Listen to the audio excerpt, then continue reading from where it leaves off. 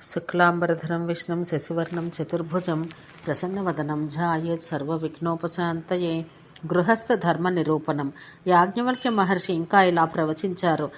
యతవ్రత మునులారా, విద్యాధ్యయన సమాప్తి కాగానే బ్రహ్మచారి గురువుగారికి దక్షిణ సమర్పించి ఆయన అనుమతితో స్నానం చేసి బ్రహ్మచర్య వ్రతానికి వేడుకోలు పలకాలి. తర్వాత తల్లిదండ్రుల అనుమతితో కానీ గురువుగారి ఆదేశానుసారం కానీ ఒక సులక్షణ, అత్యంత సుందరి, మనోరమ, అరసపిండ, వయసులో తనకన్నా చిన్నది, అరోగ, భ్రాతృమతి, భిన్న ప్రవర, గోత్రికురాలు కన్యను వివాహం చేసుకోవాలి. ఈ సందర్భంలో యాజ్ఞవల్క్య మహర్షి సపిండ ఎవరో కూడా వివరించారు. తల్లితో మొదలుపెట్టి ఆమె తండ్రి, తాత, ముత్తాత అలా లెక్క పెడుతూ పోయి 7వ తరం దాకా ఉండిన వారందరినీ సపిండ్రులుగా భావించాలి. ఈ మధ్యలో వర్ణివంశంలో ఎక్కడ కలిసినా ఆమె సపిండ్రియే అవుతుంది. ఎక్కడ కలవనిదే అసపిండ కాగలదు. అసపిండనే పెళ్లి చేసుకోవాలి. అలాగే ఆమె మాతృవంశంలోనూ పితృవంశంలోనూ 5 తరాల దాకా విచారించి సదాచార అధ్యయన పుత్రపౌత్ర సమృద్ధి దృష్టిలో పెట్టుకొని వారి ఖ్యాతిని చూడాలి, కానీ ధనాన్ని బట్టి కాదు. ఇటువంటి కన్యను కళ్యాణమాడదలుచుకునే వరుడు కూడా సమాన వర్ణుడు, ఆమెకు తగినవాడు అయి ఉండాలి. వర్ణ సంకరం పనికిరాదు. ఏ వర్ణం వారు ఆ వర్ణం వారినే పెళ్లి చేసుకోవాలి. కొంతమంది విద్వాంసులు అగ్రవర్ణులు శూద్రకన్యలను పెళ్లి చేసుకోవచ్చని వచిస్తారు. కానీ నేను దానికి అంగీకరించను. ఎందుకంటే ఆత్మావై జాయితే పుత్రః అని అంగాదంగాత్సం భవసి అని వేదం ఘోషిస్తోంది. ద్విజుడే శూద్రునిగా పుట్టి ఆ శూద్రుడు ఈ ద్విజుని వలె అంతజ్ఞానం సంపాదించకుండానే గౌరవ ఆదరాలు పొందాలనుకుని సమాజం దానికి అడ్డుపడడంతో దానిపై ద్విజజాతిపై కక్ష కట్టి ఇలా సమాజానికి సవాలుగా నిలుస్తాడు. బ్రాహ్మణుడు తన వర్ణం నుండి ఒక కన్యను వివాహం చేసుకున్న పిమ్మట ఇతర వర్ణాల కన్యలను పెండ్లాడవచ్చని, క్షత్రియులు క్షత్రియ కన్యను పెండ్లాడిన పిమ్మట వైశ్య శూద్ర కన్యలను వివాహం ఆడవచ్చని అని, వైశ్యులు వైశ్యకన్యతో వివాహమైన పిమ్మట శూద్రకన్యను చేసుకోవచ్చని, శూద్రుడు మాత్రం శూద్రకన్యను మాత్రమే పెండ్లాడాలని పెద్దలంటారు. అది సామాజిక అవసరమైనప్పుడే అంగీకార్యం అయ్యేది. కన్యకి కనీసం ఒక్క అన్నాదమ్ముడైనా ఉండాలి. అంతేకాని పుత్రికా ధర్మం గల కన్య ప్రశస్తం కాదు. ఈ కన్య యొక్క పుత్రుడే ఆమె తండ్రికి పిండం పెట్టాల్సి వస్తే ఆమెను పుత్రికా ధర్మం గల కన్య అంటారు. వివాహాలలో 8 రకాలున్నాయి. అవి బ్రాహ్మ, దైవ, ఆర్ష, ప్రాజాపూపత్య, అసుర, గాంధర్వ, రాక్షస, పైశాచ విధాలు. ఉత్తమ వంశానికి చెందిన మంచి శీల స్వభావాలున్న వారిని మామయ్యే స్వయంగా తన ఇంటికి పిలిచి అలంకరించి పూజించి కన్యాదానం చేయడం బ్రాహ్మ వివాహం. యజ్ఞం చేస్తూ ఋత్విజుని అలంకృతిని చేసి పూజించి కన్యనివ్వడం దైవ వివాహం. వరుణ్ నుండే ధర్మార్థంగా 1-2 జతల ఆవులను, ఎద్దులను స్వీకరించి శాస్త్రోక్తంగా పిల్లనిచ్చి పెళ్లి చేయడం ఆర్ష వివాహం. వధూవరులను ఒక చోట చేర్చి మీరిద్దరూ కలిసి గృహస్థ ధర్మాన్ని నిర్వర్తించండి అని చెప్పి పూజ చేసి కన్యని దానం చేయడం ప్రాజాపత్యం. కన్యకు ఆమె తండ్రికి అతని బంధువులకు యథాశక్తి ధనాదులిచ్చి స్వచ్ఛందంగా వరుడే కన్యను గ్రహించడం అసుర వివాహం. కన్యా బ్రహ్మచారి పరస్పరం ఇచ్ఛాపూర్వకంగా తమకు తామే చేసుకునేది గాంధర్వం. కన్యను అపహరించి కొనిపోయి వరుడు తన స్వగృహంలో శాస్త్రోక్తంగా చేసుకునేది రాక్షస వివాహం. అన్నింటికంటే అధమమైనది నిద్రిస్తున్న కామం పట్టిన లేదా మతిలేని కన్యను ఎవరూ చూడకుండా పట్టుకుపోయి వరుడే చేసుకునేది. దీనికి పైశాచ వివాహం అని పేరు. మొదటి 4 రకాల వివాహాలు బ్రాహ్మణ వర్ణంలోనూ, తర్వాతి 2 విధాల పెళ్లిళ్ళు క్షత్రియ వర్ణంలోనూ తరచుగా అవలంబించబడుతూ ఉంటాయి. సవర్ణ వివాహాల్లో గృహ్యాసూత్రానుసారం కన్య వర్ణి పాణిగ్రహణం చెయ్యాలి. కృత, త్రేత, ద్వాపర యుగాల్లో క్షత్రియ కన్య బ్రాహ్మణ వర్ణి కానీ, వైశ్యవరుడు శూద్రకన్యను కానీ ఇదివరకే చెప్పినట్టు వివాహం చేసుకోవడం ఆధారంగా కొన్ని చోట్ల ప్రత్యేక సందర్భాల్లో జరిగేది. కలియుగంలో ఈ పద్ధతి కూడా ఎటువంటి సందర్భాల్లోనూ లేదు. వర్ణసంకరం జరగరాదు. కన్యాదానాన్ని గావించే అధికారం కన్య యొక్క తండ్రికి, తాతకి, సోదరునికి, సకుల్యునికి లేదా తల్లికి ఉంటుంది. తండ్రిదే ఈ ధర్మం, ఈ భాగ్యం. ఆయన లేకపోయినా, ఉండి మతిస్థిమితం లేనివాడైపోయినా తాతకి, అలా అదే క్రమంలో తర్వాత చెప్పబడిన వారికి ఈ అవకాశం ఇవ్వబడుతుంది. కన్యాదానం చేయవలసిన వాడు చేయకపోతే వానికి ఆ కన్య రుతిమతి అయినప్పుడల్లా ఒకటొకటిగా భ్రూణహత్యల పాపం చుట్టుకుంటూ ఉంటుంది. కన్యాదాతలు లేనప్పుడు కన్యయే తనకు తానుగా తనను తాను దానం చేసుకునే వెసులుబాటు కూడా అంగీకార్యమే. కన్యను ఒక్కమారే దానం చెయ్యాలి. అలా చేసిన తర్వాత ఆమె భర్తపై దౌర్జన్యం చేసి కానీ మరొక విధంగా కానీ ఆమెను అపహరించి మరొకరికి దానమిచ్చేవాడు చౌరకర్మతో సమాన పాపానికి దండనార్హుడవుతాడు. ఆమె దోషం ఏమాత్రమూ లేకుండా పత్నిని పరిత్యజించు పతి దండనీయుడు. అత్యంత దుష్టురాలకు పత్నిని పరిత్యజించవచ్చు. ఒక కన్యను ఒక వరునికిచ్చుటకు వాగ్దానం చేయబడిన పిమ్మట వివాహానికి ముందే వరుడు మరణిస్తే ఆమెను జీవితాంతం వితంతువుగా గొడ్రాలిగా ఉంచి వేయడం ధర్మం కాదు.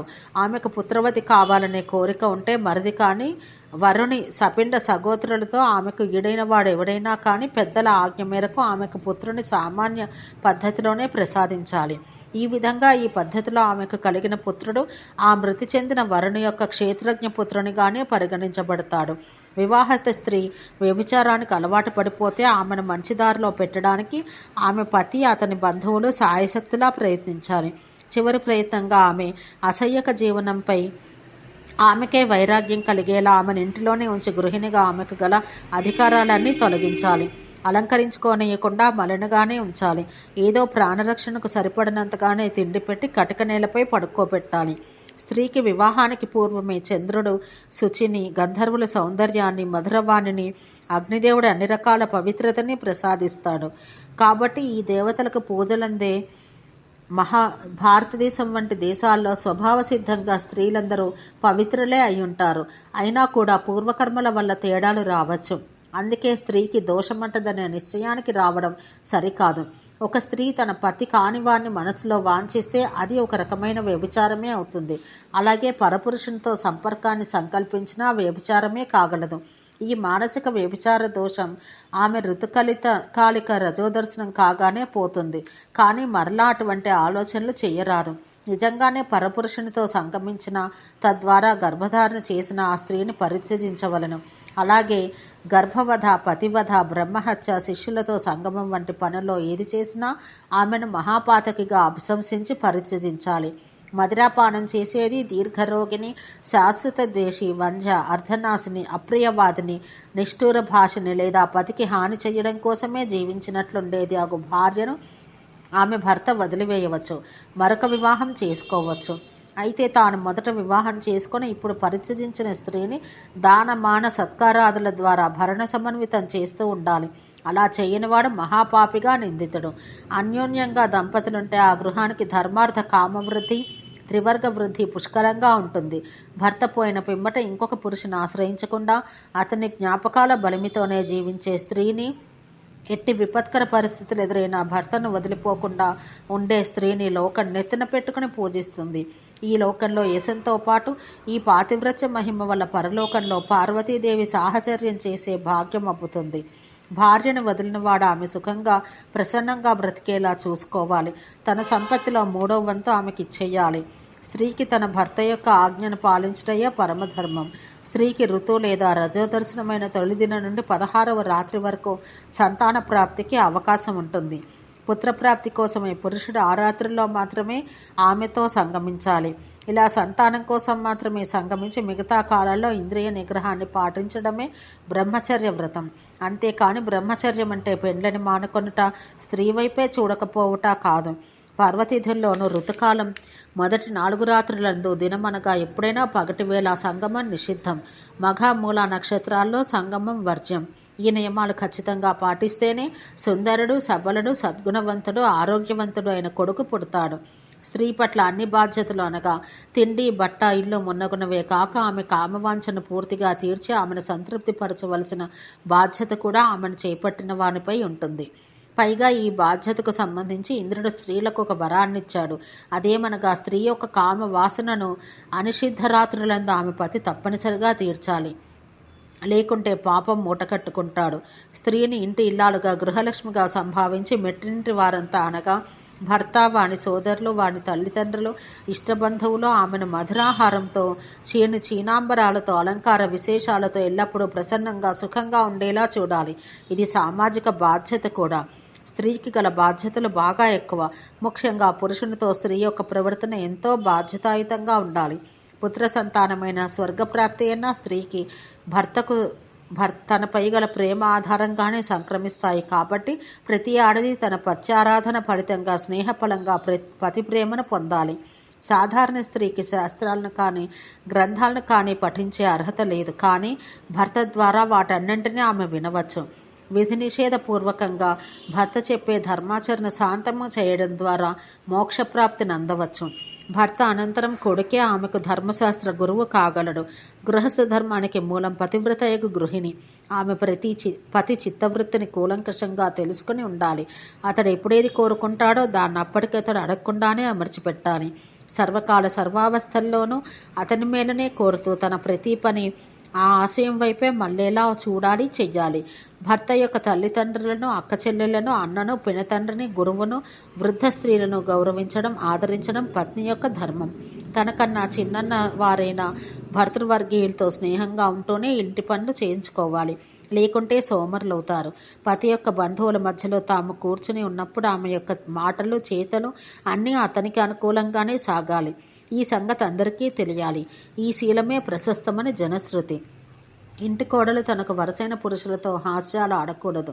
పరపురుషులతో ఏకాంతంగా అసలు ఉండకూడదు. పరపురుషుల చేతిలో ఏ వస్తువు ఉంచకూడదు. వారి చేతి నుండి తన చేతితో అందుకోరాదు. భర్త అక్కడే ఉన్నా కూడా పరపురుషుల మధ్య కూర్చోకూడదు. ఇంటిలోని సామాగ్రి అంతా ఆమె ఆధీనంలోనే ఉంటుంది. దాన్ని అనవసరంగా ఖర్చు చెయ్యకూడదు. అవసరానికి తగినంతగా వాడుతూ ఉండాలి. కార్యకుశల, ప్రసన్న, మితవ్యయి అయి ఉండి రోజులో ఒక్కసారైనా అత్తమామలకు పాదాభివందనం చేసే స్త్రీని భర్త ప్రేమిస్తాడు. సమాజం గౌరవిస్తుంది. ప్రోషిత పతిగా ఉన్నప్పుడు, అనగా తన భర్త పరదేశానికి వెళ్ళినప్పుడు తన సఖీజనంతో ఆనందంగా ఆటలాడడం, పొరుగువారి ఇళ్లలో కూర్చుని వాగడం, అతిగా అలంకరించుకోవడం, ఉత్సవాలలో పాల్గొనడం, హాసాలు పరిహాసాలు వంటివి చెయ్యరాదు. ఇల్లాలి మనుగడ పతితోనే. వీలైనంత వరకు ఆమె గడపవలసిన సమయము అతనితోనే. ఆమె అధికారాలు పరిమితమై అయినా గృహస్థ ధర్మానికి, తద్వారా సమాజానికి ఆమె అవసరం అపరిమితం. అందుకే సదాచారిణి అయిన స్త్రీ మరణించినప్పుడు అగ్నిహోత్రంలోని అగ్నితో ఆమె దహన సంస్కారాలు చేస్తారు.